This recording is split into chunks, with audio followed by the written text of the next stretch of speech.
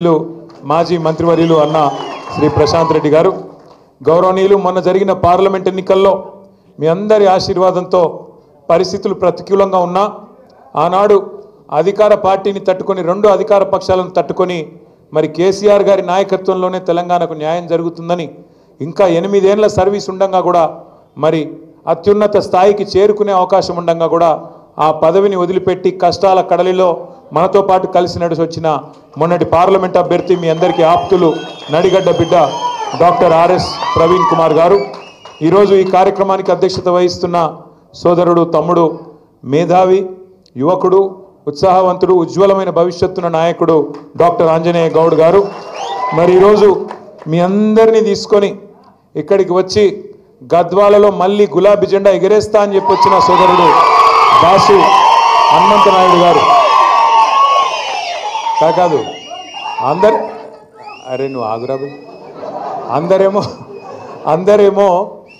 అందరేమో ఇక ఫలానా ఆయన నా బాస్ అని చెప్పుకోవాలి ఆయననేమో పేరులోనే బాస్ అని పెట్టుకొని కూర్చున్నాడు దాసు హనుమంత నాయుడు గారు తప్పకుండా మీ అందరి ఆశీర్వాదంతో గొప్ప నాయకుడిగా వారు ఎదగాలని మనస్ఫూర్తిగా కోరుకుంటూ అదేవిధంగా వేదిక పైన ఆశీనులైన సోదరుడు విజయ్ గారు సోదరులు పెద్దలు మాన్యులు రాజ్యసభ మాజీ సభ్యులు మన పార్టీ యొక్క కేంద్ర కార్యాలయ బాధ్యులు అన్న రావుల చంద్రశేఖర్ రెడ్డి గారు కరీంనగర్ ఉమ్మడి జిల్లా పరిషత్ మాజీ అధ్యక్షురాలు మన తెలంగాణ మన పార్టీ యొక్క మహిళా విభాగం అధ్యక్షురాలుగా కూడా గతంలో పనిచేసిన అక్క మన ఆడబిడ్డ తుల ఉమ్మ గారు అదేవిధంగా సోదరులు బైకాని శ్రీనివాస్ యాదవ్ గారు సోదరులు అలీపురం వెంకటేశ్వర రెడ్డి గారు అదేవిధంగా సోదరి శ్యామల గారు వేదికపై ఆసీనులైన మరి సోదరులందరికీ పేరు పేరున వేదిక ముందున్న పాత్రికేయ మిత్రులకు కూడా హృదయపూర్వకంగా నమస్కారం మీ ఆవేశము మీ ఉత్సాహము చూస్తూ ఉంటే తప్పకుండా తొందరలోనే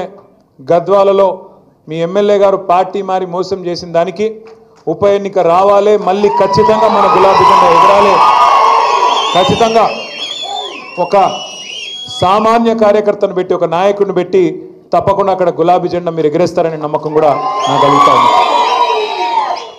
నిజంగా గత 18 నెలల పరిపాలన చూస్తే మనందరికీ ఒక విషయం స్పష్టంగా అర్థమైంది రాష్ట్రంలోని ప్రజలకు కూడా స్పష్టంగా అర్థమైనది ఈ శతాబ్దపు అతిపెద్ద మోసం ఏదన్నా ఉంది అంటే కాంగ్రెస్ పార్టీ ఇచ్చిన అభయహస్తం అనే మేనిఫెస్టో 420 హామీలు ఇచ్చి ఎవరికి ఏది కావాలంటే అది చేస్తామని చెప్పి అరిచేతిలో వైకుంఠం చూపెట్టి ఆకాశంలో ఉన్న స్వర్గాన్ని కూడా మీ కాడికి తీసుకొస్తాం మీ ఇంటి ముంగట పెడతామని చెప్పి పచ్చి అబద్ధాలు చెప్పి జూటా మాటలు చెప్పి ఈ శతాబ్దపు అతిపెద్ద మోసాన్ని రాహుల్ గాంధీ వచ్చి సోనియా గాంధీ వచ్చి మల్లికార్జున్ ఖార్గే గారు వచ్చి ప్రియాంక గాంధీ వచ్చి సిద్ధరామయ్య వచ్చి ఒకరు కాదు పెద్ద వాళ్ళందరూ వచ్చి రకరకాల డిక్లరేషన్లు రకరకాల మాటలు ఎన్ని పచ్చి అబద్ధాలు చెప్పి వాళ్ళ ప్రజలను మోసం చేసినారో ఒక్కసారి గుర్తు తెచ్చుకోమని చెప్పి నేను కోరుతా ఉన్నా ఇవాళ నిజంగా కూడా చెప్తున్నాను నేను కొంత బాధతో కొంత మరి అసంతృప్తితో కూడా చెప్తా ఉన్నా ఈ మాట అంతా బాగా నడుస్తున్న టైంలో 10 ఏళ్ళు తెలంగాణకు బలమైన పునాది పడి ముందుకు పోతున్న టైంలో ఆ మధ్యలో నేను చిన్నగున్నప్పుడు సినిమా వచ్చింది మోసగాళ్ళకు మోసగాడని యాదుకుందా ఎందుకంటున్నా అంటే నేను అనుకున్న చూసి రేవంత్ రెడ్డి స్వయంగా చెప్తున్నాడు కదా ప్రజలు మోసం చేయాలనే కోరుకుంటారు మోసపోవాలనే కోరుకుంటారు మోసగాళ్ళనే నమ్ముతారు అని రేవంత్ రెడ్డి స్వయంగా చెప్తున్నాడు కదా నమ్మరేమో అనుకున్నా కాంగ్రెస్ పార్టీకి 55 ఏళ్ళ అవకాశం ఇచ్చినా కనీసం మంచినీళ్ళు ఇవ్వలేదు కనీసం కడుపు నిండా బువ్వ పెట్టలేదు అట్లాంటి దిక్కుమాలిన పార్టీని ఎవరన్నా నమ్ముతారా అనుకున్నా కానీ మనోళ్ళు ఏ కారణం చేతనో కానీ అంటే మీరు గద్వాలోళ్ళు కాదు పాలమూరులో మిగతా నియోజకవర్గాల్లో మాత్రం నమ్మి బొక్కబొరలో పడ్డారు ఈరోజు బాధపడుతున్నారు ఇవాళ ఒక దగ్గర కాదు ఎక్కడ పోయినా చెప్తున్నారు ఎక్కడ పోయినా ఆపి పట్టి మరీ అడుగుతున్నారు అన్నా ఎన్ని రోజులు చూడాలన్నా ఈ దరిద్రాన్ని ఏదన్నా చూడరాదా ఉపాయం అంటున్నారు ఇది వాస్తవం నేను చెప్పేది మీ దగ్గర కూడా అంటూ ఉంటారు నేను ఈ కాలం ఇక్కడికి వచ్చే ముందు మన మహమూద్ అలీ సాబు మన మాజీ మంత్రి ఆరోగ్యం బాగలేదు హాస్పిటల్లో ఉన్నాడు అంటే పోయి నాంపల్లిలో ఒక హాస్పిటల్ ఉంటే పోయి హాస్పిటల్లో నేను పలకరించి కిందికి వస్తున్నా ఒక ముస్లిం లేడీ ఒక పెద్ద మనిషి వచ్చి నా చేయి పట్టుకుంది. బిడ్డ ఆగాగు అంటే ఏందమ్మా అంటే మందిలో వచ్చింది అడ్డం పడ్డది. ఆగు నువ్వు అక్కడ ఆగు అనే. ఏమమ్మా అంటే ఏం లేదు కేసీఆర్ గారికి ఒక మాట చెప్పు. కేసీఆర్ ఉన్నప్పుడు నా పేరు ఫలక్నుమాలో ఉంటా, నా పేరు నూర్ ఫాతిమా. కేసీఆర్ అన్నకు చెప్పు, అన్న ఉన్నప్పుడు మా ఇంట్లో కరెంటు పోకపోయేది, ఈ దరిద్రులు వచ్చినాక రోజుకి 8 సార్లు పోతున్నది, జల్దీ రమ్మను కేసీఆర్ను అన్నది. అంటే ఎట్లమ్మా ఏం చేస్తాము, ఒక ఓటుకు తప్పు ఓటుకు మరి శిక్ష 5 ఏళ్ళు కదా, ఏం చేయాలి నేను అని నేనంటే, ఏదన్నా ఉపాయం చూడు బిడ్డ, ఏదన్నా చూడరాదు మీరు అందరు కలిసి అంటున్నది. ఉపాయం ఏం లేదు, ఉపాయం ఒకటే. ఏ 10 మంది సన్నాసులైతే మన పార్టీ నుంచి పోయినరో ఆ 10 మంది సన్నాసులకు రేపటి రోజున ఉప ఎన్నికల్లో గద్వాలతో సహా కర్రు గాల్చి వాత పెట్టడమే ఉపాయం తప్ప వేరేం లేదు. మీ అందరికీ నేను మాటిస్తా ఉన్నా, వీళ్ళు వాళ్ళు అని కాదు, మీ ఎమ్మెల్యే పేరు తీసుకునే అక్కర కూడా లేదు. ఎందుకంటే కుండ పగిలితే పగిలింది కానీ కుక్క బుద్ధి తెలిసింది అని ఎవడు మనోడో ఎవడు దుర్మార్గంగా మనతో నుండి వెన్నుపోటు పొడిచేటోడో మనకు అర్థమైంది ఇవాళ. కాబట్టి అట్లాంటి వాళ్ళ పేర్లు తీసుకొని వాళ్ళను పెద్దోళ్ళని చేయాల్సిన అవసరం లేదు. ఆ 10 మందిని మీరు గట్టిగా అనుకుంటే గద్వాలలో పండబెట్టి తొక్కే శక్తి మీకుందని మాత్రం నేనేదో ఆవేశంతో నీ మాట చెప్తలేను, బాధతోనే చెప్తా ఉన్నా. ఇన్ని చేసిన తర్వాత గద్వాలకి ఇప్పుడే పెద్దలు చెప్తున్నారు గద్వాలకి ఏమేం చేసినారో కేసీఆర్. 1-2 ఆంజనేయ గౌడ్ చెప్తుంటే వింటా ఉన్నా నేను. ఒక మెడికల్ కాలేజ్, డిగ్రీ కాలేజ్ కావాలంటే, జూనియర్ కాలేజ్ కావాలంటే గతంలో గద్వాల తాలూకాలో పిల్లలు రోడ్డు ఎక్కంది, ధర్నా చేయండి, పట్టించుకునే నాదుడు లేదు. అట్లాంటిది మీరు అడగకుండానే, మీరెవ్వరూ అడగలేదు, దండం పెట్టలేదు, దరఖాస్తు చేయలేదు, మీ ఎమ్మెల్యే అడగలేదు, ఎవరు అడగలేదు. కేసీఆర్ గారే ఆలోచించి అయితే రాయచూరుకో లేదా కర్నూలుకో పోయే దుస్థితి మా నడిగడ్డ బిడ్డకి ఎందుకు ఉండాలని చెప్పి 600 పడకల ప్రభుత్వ ఆసుపత్రిని గద్వాలలో పెట్టింది కేసీఆర్ కాదా? గద్వాలను జిల్లా కేంద్రం చేసి మీరు మహబూబ్నగర్కు పోయే అవస్థ తప్పించి ఓ కలెక్టర్ను కలవాలనంటే, ఓ జిల్లా అధికారిని కలవాలనంటే 100 కిలోమీటర్ల అవతల మహబూబ్నగర్కు పోయేదేంది? మీ కాడికే ఒక ఐఏఎస్ అధికారిని, ఐపీఎస్ అధికారిని తీసుకొచ్చి జిల్లా అధికారులను మీ నడిగడ్డలో, మీ గద్వాలలో కూర్చోబెట్టింది కేసీఆర్ కాదా? ఎన్ని మారినాయి నాకు గుర్తుంది. సరిగ్గా 4-4.5 ఏళ్ల కిందట అనుకుంటా ఒకరోజు గద్వాలలో, ఆ రోజు మేమందరం వచ్చినాం మంత్రులుగా, ఏదో అధికారిక కార్యక్రమానికి పోతుంటే తొవ్వలో ఒక పత్తి చేను కనబడ్డది. వ్యవసాయ మంత్రిగా ఆనాడు పెద్దలు, ఎక్కడ ఏ మండలం అది, దరూరు మండలం, చిన్నపాడు గ్రామం. ఆ గ్రామానికి ఆ రోజు వ్యవసాయ మంత్రిగా నిరంజన్ రెడ్డి గారు, నేను అందరం ఏదో ప్రోగ్రాం మీద వచ్చినాం. పోతుంటే పత్తి చేనుల చాలామంది కూలీలు కనబడ్డారు, రైతులు కనబడితే పలకరిద్దామని పోయి ఆడ కింద చాలా మంది లేడీస్ ఉండే, పలకరిద్దామని పోయినాం. చిన్నంపాడు గ్రామం, దరూరు మండలం. పోతే నాకు ఇంకా కూడా గుర్తున్నది ఆ సందర్భం. ఎందుకంటే పాలమూరు అంటేనే వలసల జిల్లా, పాలమూరు అంటేనే ప్రతి సంవత్సరం బతుకుదెరువు లేక, నీళ్లు లేక, కష్టపడే మనుషులున్నా, నీళ్ళిచ్చే సంస్కారం ఉన్న ప్రభుత్వాలు లేక, పట్టించుకునే నాయకులు లేక వలసలు పోయిన జిల్లా, వెతలుబడ్డ జిల్లా పాలమూరు. సంవత్సరానికి 14 లక్షల మంది బతుకుదెరువు కోసం వలసపోయిన జిల్లా పాలమూరు. అట్లాంటి వలసల జిల్లాలో మేము ఆడపోయి ఆ రైతు కూలీలందరి దగ్గర పోయి, అమ్మ బాగున్నారా అని పలకరిస్తుంది. బాగున్నామన్నా అని.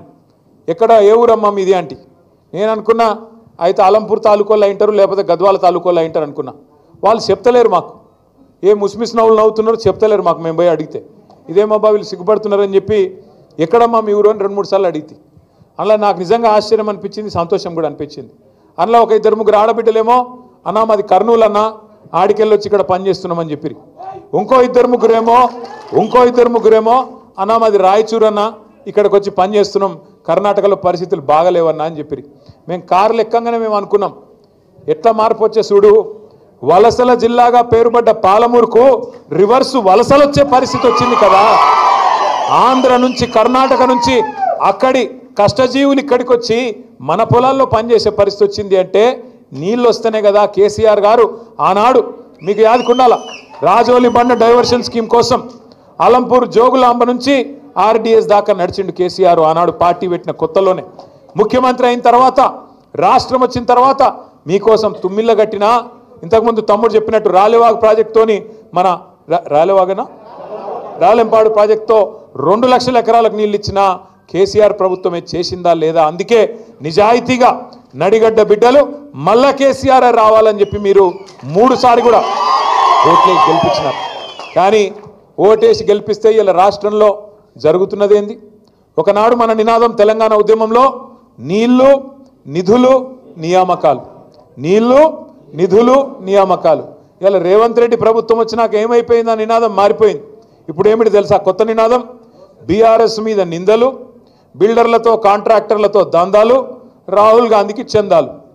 నిందలు దందాలు చందాలు, నీళ్లు నిధులు నియామకాలు లేదు, నిందలు దందాలు చందాలు. తెల్లారి లేస్తే ఎవరిని దోసుకోవాలా, ఎవరిని ఎట్లా బెదిరించాలా, ఎవరిని తోలు వలిచి పైసలు వసూలు చేయాలా, ఎట్లా ఢిల్లీకి డబ్బులు పంపాలా.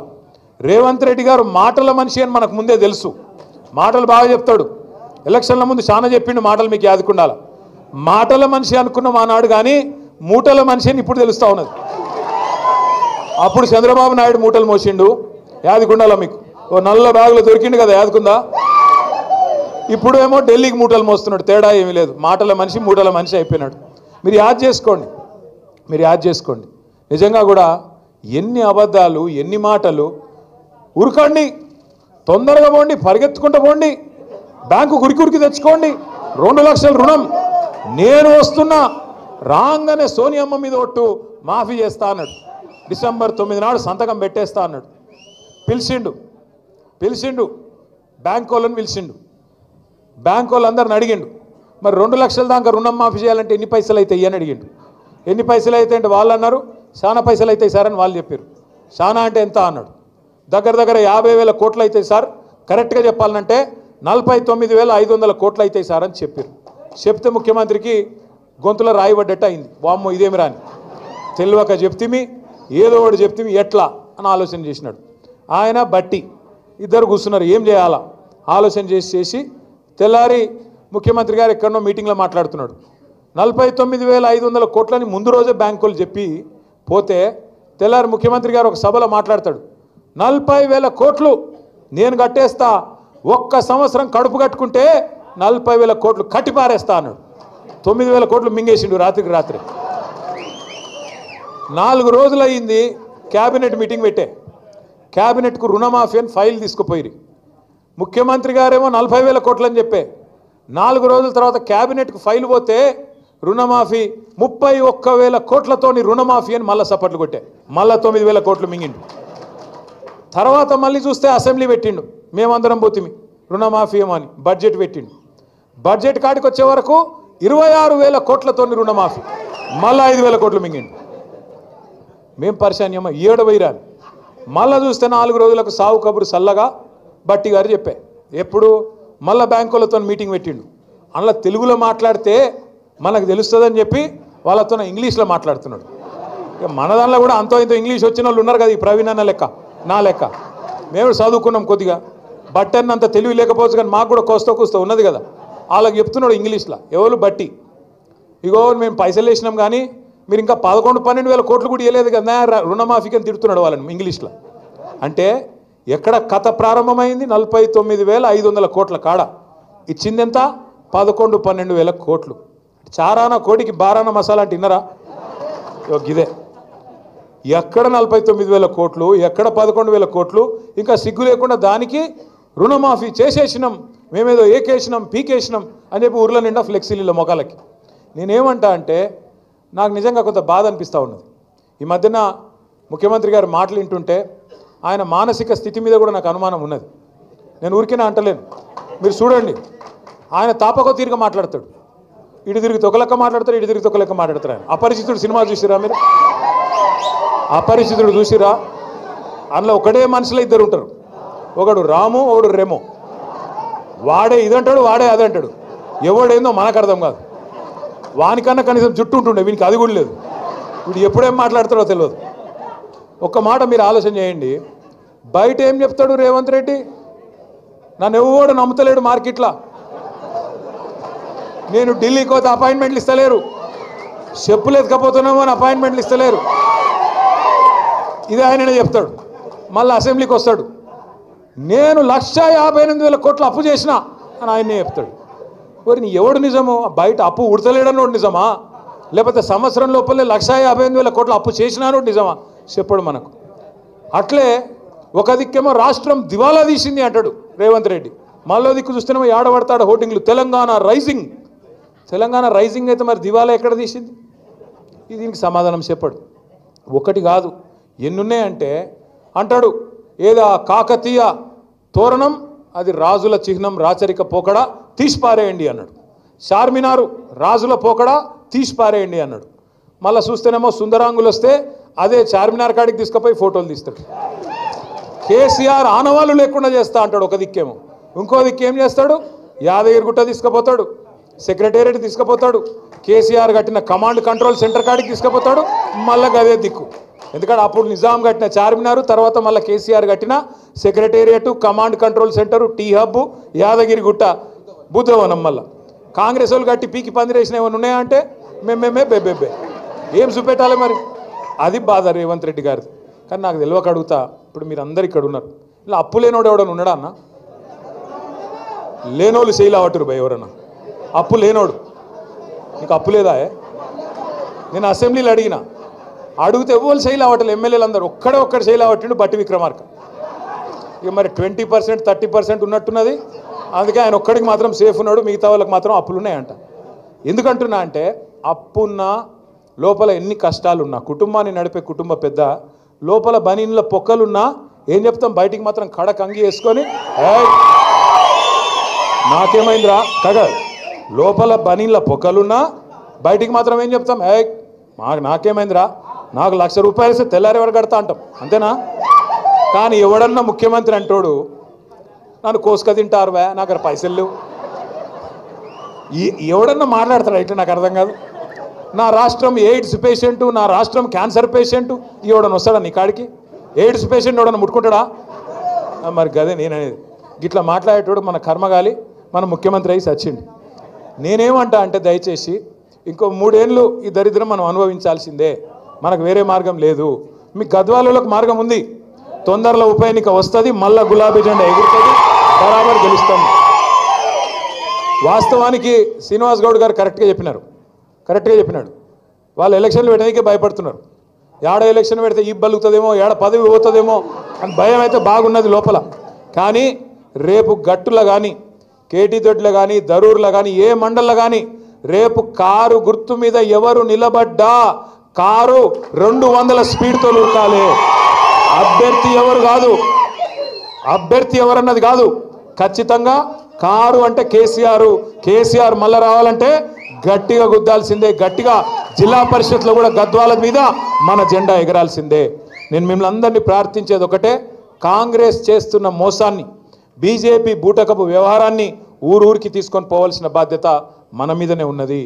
మళ్ళా తెలంగాణకు ఎన్నటికైనా గులాబీ జెండా అనే గుండె ధైర్యం అనే మాట నేను మీ అందరికి విజ్ఞప్తి చేస్తా ఉన్నా. మిగతా పార్టీలు, ఢిల్లీ పార్టీలు నమ్ముకుంటే ఎంత మోసం జరుగుతుందో కేసీఆర్ గారు మనకు ఎలక్షన్కి ముందే చెప్పిండు, చిల్కకు చెప్పినట్టు చెప్పిండు. కానీ మనమే ఇన్లే. చాలామంది మోసపోయినారు, రైతులు కానీ మిగతా వాళ్ళు కానీ. మా ఆడబిడ్డలు కూడా మోసపోయినారు. తులం బంగారం అంటే మోసపోతురి. ఇలా వాడు గోల్డ్ కాదు కదా, రోల్డ్ గోల్డ్ కూడా ఇయ్యాడు వాడికి అంత లంగవాడు. అట్లాంటి వాళ్ళని నమ్మితే పొరపాటున కూడా ఇయ్యరాళ్ళు. స్కూటీలని, తులం బంగారం అని, ఫ్రీ బస్ అని రకరకాల మాటలు చెప్పి మొత్తానికి ఓట్లు అయితే వేయించుకున్నారు. కానీ ఒక్కటంటే ఒక్క హామీ కూడా నిలబెట్టే పరిస్థితి లేదు. మీ అందరితోనే నా ప్రార్థన ఒకటే, తొందరలో జూన్ మాసంలోనే మళ్ళీ మనం మెంబర్షిప్ కూడా ప్రారంభించుకుందాం. గద్వాలలో సోదరుడు బాసు హనుమంతు నాయుడు గారి నాయకత్వంలో రేపటి రోజున మెంబర్షిప్ చేసుకుందాం. తమ్ముడు ఆంజనేయ గౌడ్ ఉంటాడు, ఇంకా మిగతా పెద్దలందరూ కూడా మీకు అండగా ఉంటారు. మరి గట్టిగా మళ్ళీ ఒకసారి గ్రామ స్థాయి నుంచి, బూత్ స్థాయి నుంచి కమిటీల నిర్మాణం చేసుకుందాం.